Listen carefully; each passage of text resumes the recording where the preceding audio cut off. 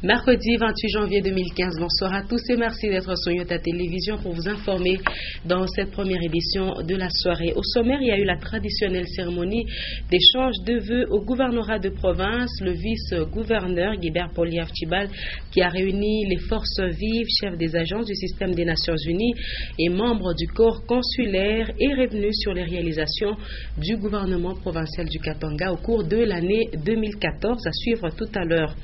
Un cas de profanation des tombes a été signalé au cimetière Pinga Pinga. Un jeune homme a été arrêté après avoir arraché des barres de fer sur les tombes. Il a été présenté à l'autorité urbaine. À suivre aussi le sport. Démarrage ce mercredi comme prévu du tournoi international amical organisé par le tout-puissant Mazembe Anglebert à 14h. Zesco United de la Zambie a battu Don Bosco par 1-0. Les membres du corps consulaire, chefs des agences du système des Nations Unies et ceux des forces vives de la province du Katanga étaient autour du vice-gouverneur de province, Guibert Poliaf-Tchibal, ce mercredi 28 janvier 2015. Objectif, procéder à la cérémonie d'échange de vœux de Nouvel An. Et dans son discours, le numéro 1, le numéro 2 de la province du Katanga s'est félicité de toutes les réalisations du gouvernement provincial tout au cours de l'année 2014. Edouard Kankou, Stéphane Chisso nous propose ce reportage.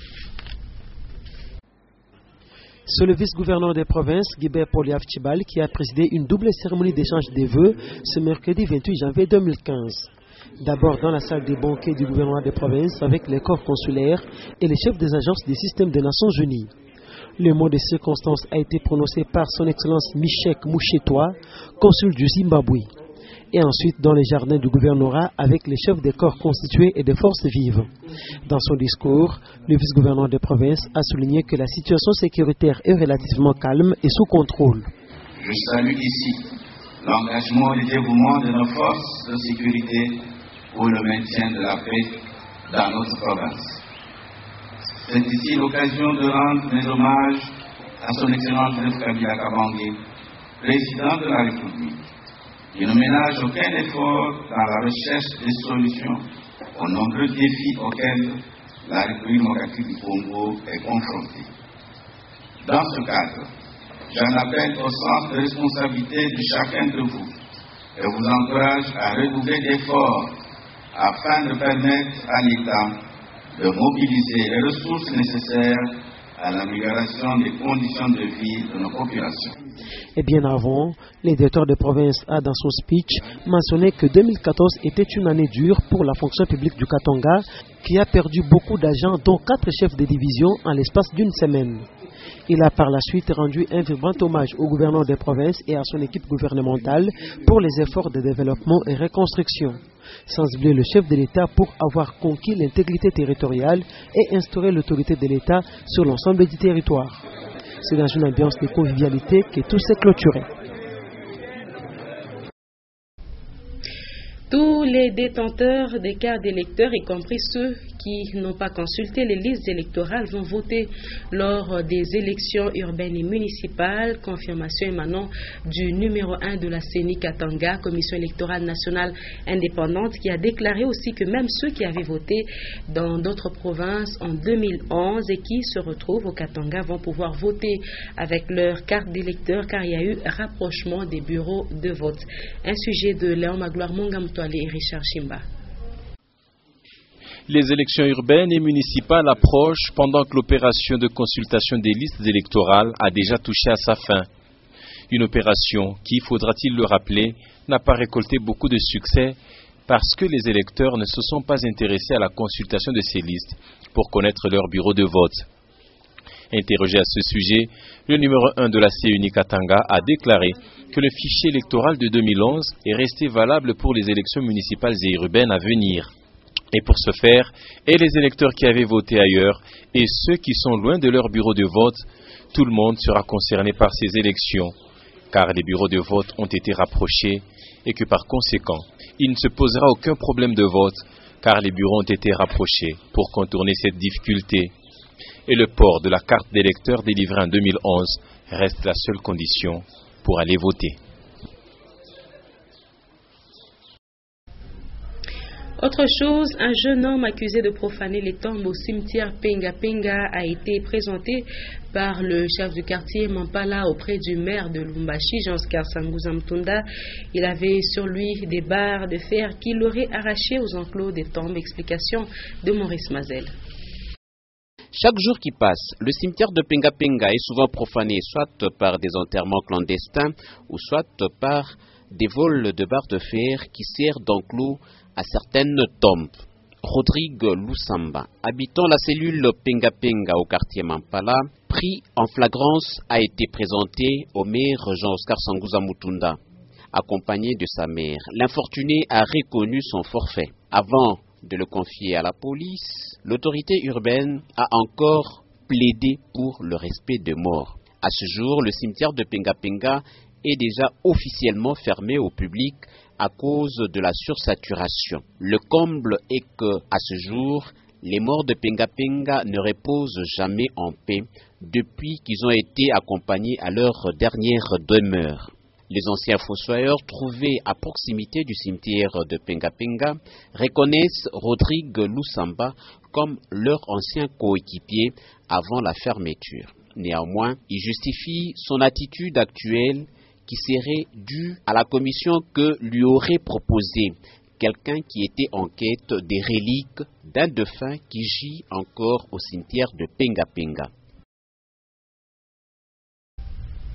Et on parle justice à présent, bien que Jean-Pierre Bemba Gombo ait bénéficié d'une liberté provisoire dans l'affaire de subornation des témoins, cette charge pèse toujours sur lui et le reste des accusés. Et pour maître Freddy Kitoko, avocat conseil à la Cour pénale internationale, la présence de l'ancien vice-président à la CPI, malgré cette liberté provisoire, n'a pas de connotation politique, mais c'est une question de procédure juridique. Il en parle au micro de Augustin Célestin Muganza. On l'écoute. Il n'y a rien de politique. Ça, je peux d'abord assurer tout le monde qu'il n'y a rien de politique. C'est la justice internationale qui se fait. En fait, Bemba, au départ, a été poursuivi pour les faits que ces militaires avaient commis en Centrafrique. C'est la première affaire qui a amené Bemba et Jean-Pierre Bemba à la CPI, pour laquelle on l'a arrêté à la CPI. Pendant que cette affaire était en instruction, comme on dit, il a été aussi inculpé pour subornation de témoins. De l'affaire principale, si je peux m'exprimer ainsi, de la première affaire qui concernait la Centrafrique.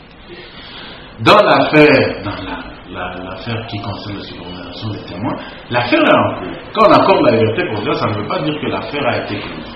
L'affaire poursuit son instruction, mais on a estimé qu'on ne pouvait pas garder les personnes qui sont impliquées dans cette affaire en prison ou enfermées encore, étant donné qu'ils ont sollicité la liberté provisoire.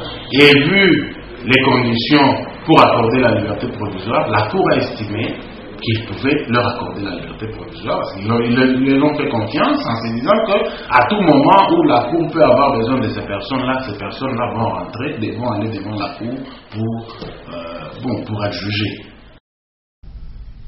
À l'occasion de la célébration de la journée des archives le 27 janvier, l'on a fait un constat sur la conservation et l'importance des archives dans le domaine juridique. Il va sans dire que grâce aux archives, l'on peut soit fournir des preuves en justice, soit prévoir ou prévenir et résoudre certains conflits de droit. C'est un constat fait également dans le palais de justice. Reportage. Quand on parle des archives, il faut penser aux anciens documents concernant une famille, un groupe de personnes, une société, un lieu, un édifice ou un État. Ainsi comprises, les archives sont très utiles dans tous les domaines. Il y a certains documents qui se trouvent dans ces revues-là et on peut consulter, voir, par exemple, à telle époque, il y a eu ça, il y a eu ceci. C'est pourquoi nous les gardons. Pour ce qui est du domaine juridique, il faudrait savoir que les archives sont d'une énorme utilité. Elles servent dans l'administration des preuves. Elles peuvent aussi appuyer une requête et permettre à une personne de bénéficier d'un droit. Par ailleurs, grâce aux archives, l'on peut réussir à trancher un conflit en désignant notamment le véritable propriétaire d'une concession, l'héritier, le créancier Elles peuvent notamment aider à apaiser un litige autour de la vente des biens, meubles et immeubles. Et c'est justement par rapport à cette utilité que le palais de justice et tout autre bureau de greffe ou d'huissier conserve et protège jalousement les archives. Les archives perdues ou dont les pièces sont disparues peuvent effacer les traces d'un crime, faire perdre un droit ou assimiler l'existence juridique d'un acte, ce qui peut entamer et même perturber les enquêtes et procédures, d'où la nécessité de sécuriser et organiser nos archives. Les pluies qui s'abattent à Lubumbashi chaque jour détériorent les rues et avenues de la cellule Badolité. Nous sommes au quartier Mampala. Cette situation est causée par l'absence de canalisation qui pouvait d'ailleurs faciliter l'écoulement rapide des eaux. Un constat de Jean-Paul Malimbangouej. La cellule Guadolité dans le quartier Mampala voit petit à petit l'état de ses avenues se dégrader à une grande vitesse. Et la situation s'aggrave en cette période de pluie où une grande quantité d'eau reste à longueur de journée sur la voie. Cette situation rend difficile le déplacement de la population, qu'elle soit à pied ou à bord d'un véhicule. Ces avenues permettent de joindre des coins comme Machipisha, Penga Penga, Jekani ou encore le marché Malumantonda de la Katuba.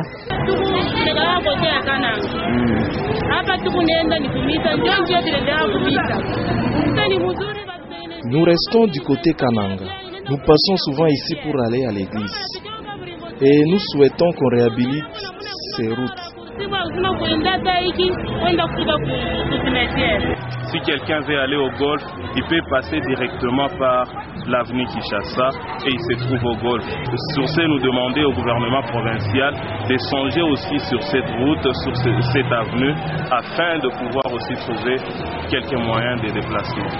Le grand problème de ces quartiers est lié à l'urbanisation qui n'a pas prévu de canalisation. Ainsi, l'eau des pluies se voit obligée de couler ou de rester sur la voie qu'elle détériore avant d'y rester pendant longtemps.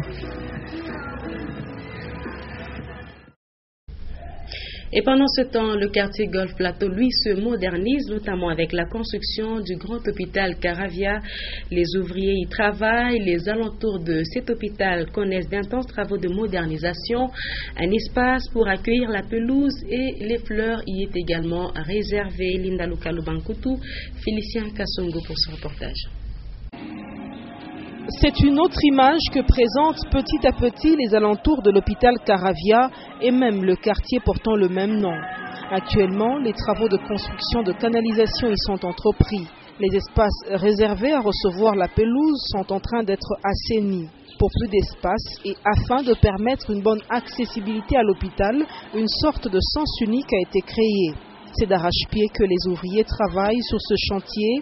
Les bruits des engins sont devenus les douces mélodies auxquelles sont désormais habitués les habitants de ce coin. Et pour joindre l'utile à l'agréable, un coin a été aménagé pour les personnes désireuses d'exercer quelques activités physiques. On nous signale également que la tranchée qui longe la route Kipushi en son tronçon compris entre l'hôpital Jekamine Sud jusqu'au-delà du marché Mimboulou est souvent remplie de déchets. Les cantonniers qui sont chaque fois déployés sur cet endroit pour l'évacuation d'immondices ne le font pas toujours comme il se doit, constat de Diane Kassongo et Félicien Kassongo. Chaque fois que cette grande tranchée est jonchée d'ordures, une équipe des cantonniers de la commune Lubumbashi procède à l'évacuation des déchets, mais ils sont abandonnés juste à côté de la tranchée. Ces déchets provenant des ménages et constitués des bouteilles plastiques ou encore de la terre sont drainés encore dans la même canalisation à chaque tombée des pluies. Et la population du coin qui assiste à cette scène se demande si les cantonniers se plaisent à refaire ce travail. L'on se demande également si la ville n'a pas suffisamment de véhicules pour évacuer cette saleté. Les timanguiers poussent déjà sur cette saleté, c'est-à-dire que les déchets ont beaucoup traîné ici. Puis, chaque fois que les gens de la mairie viennent enlever ces déchets, ils les déposent seulement à côté, sans jamais les évacuer. Nous nous demandons finalement ce qui se passe à la fin.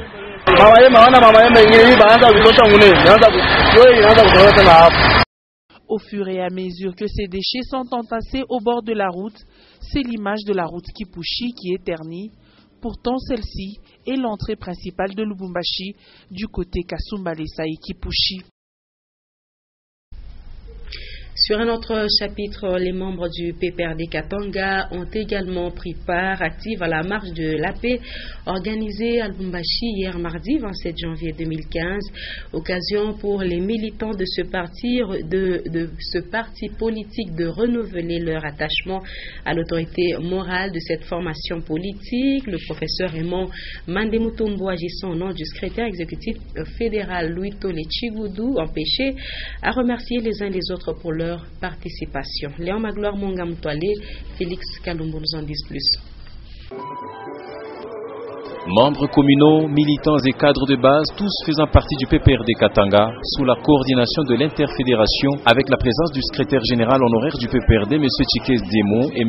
Chamwange Kyungu, secrétaire permanent. En tout cas, la participation à la marche de la paix organisée à Lubumbashi ce mardi 27 janvier a connu une forte participation du PPRD Katanga. Le professeur Raymond Mandemutombo Mulumiashimba, agissant au nom du secrétaire exécutif fédéral, l'honorable Louis Tole à mission, a tenu à remercier les militants de sa formation politique pour leur spontanéité et leur engouement à cette marche.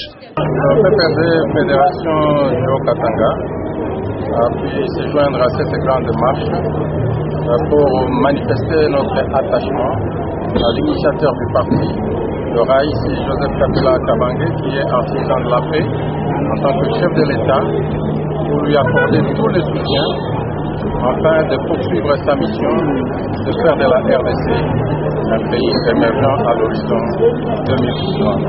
Mais cet engouement, vous voyez vous-même, elle est spontanée. C'est pour montrer l'attachement du peuple à son chef, à son leader, le Raïs Joseph Kabila Kabange. Après la marche, en toute discipline, tous les militants du PPRD ayant pris part à cette cérémonie de la paix ont regagné leur siège avant de retourner à la maison. En sport, je vous l'annonçais, début ce mercredi 28 janvier 2015 du final amical au stade TP Mazembe. À 14h, Zesco United de la Zambie a battu Don Bosco par le score d'1-0 et à 16h, Mazembe a eu raison de Azam de la Tanzanie, 1-0 également, but de Thomas Ulimwengu. Enfin, Cannes, Guinée équatoriale 2015. Nous revenons ici sur le résumé des rencontres d'hier. Sénégal, Algérie, Ghana et Afrique du Sud. Suivez. Placé en tête du groupe C avec 4 points après la deuxième journée, le Sénégal a dit au revoir à la 30e Coupe d'Afrique des Nations, après avoir présenté une piètre figure devant l'Algérie. Et pourtant, un nul suffisait aux ombres d'Alain Giresse pour se hisser en quart de finale. Déterminé il était, mais peut-être c'était un jour sans.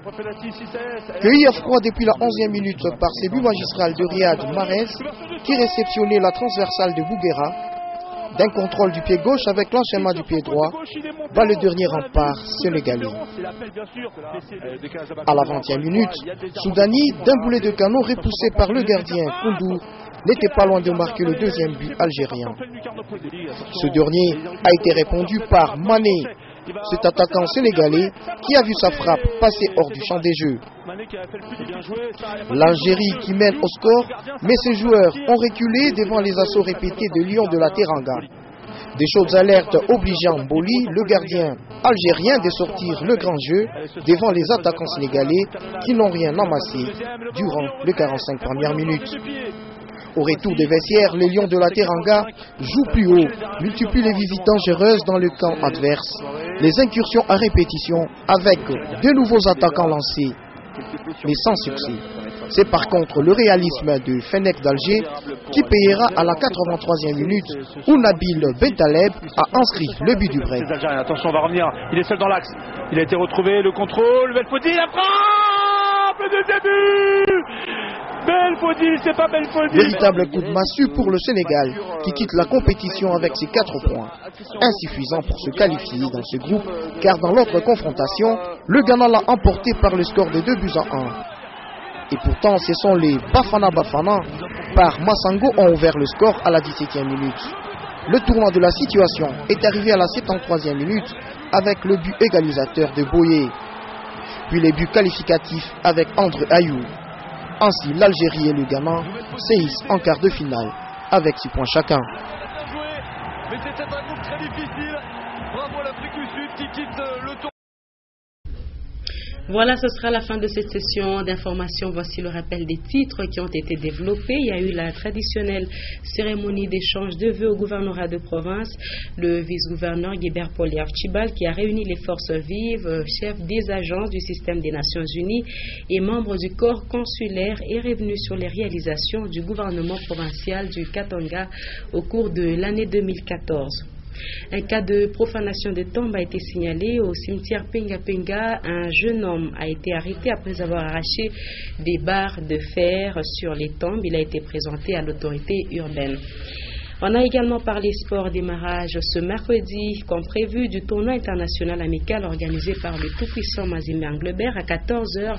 Zesco United de la Zambie a battu Don Bosco par 1-0 et à 16h, Mazembe a eu raison de Azam de la Tanzanie. Ainsi s'achève complètement cette première édition de la soirée Sonyota Télévision. Merci de nous avoir choisis pour vous informer. Prochain rendez-vous avec l'actualité sur votre chaîne. C'est tout à l'heure à 21h, les news 21h15, le journal en anglais. Et à 23h, les derniers échos de ce mercredi avec Lumière Moussaou. Avec plaisir, je serai avec vous demain à partir de 17h30. Très bonne suite de nos programmes.